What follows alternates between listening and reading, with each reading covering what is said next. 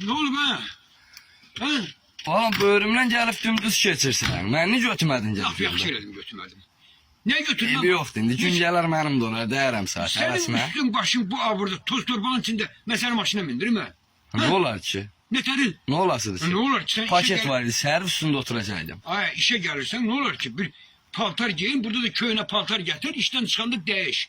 Bu avurla sen kardeş kurban olmuşsan ben eziyet çekip kaç çekip maşın almışım.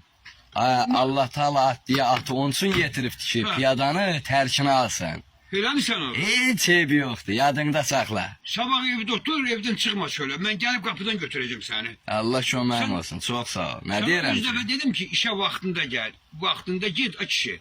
Pulunu köpala sen de birini al. Sen saat 12'de işe gelirsen akşam saat 4'te işten çıkıp gelirsen onunla pul kazanma olur ha. İşin iş vakti var. Ha, qismət. Kısmet. Yine değil kısmet. Neyse, Allah ev değil yok. senden, Allah değil senden hareket. Menden bereket. Şükür yetirənə.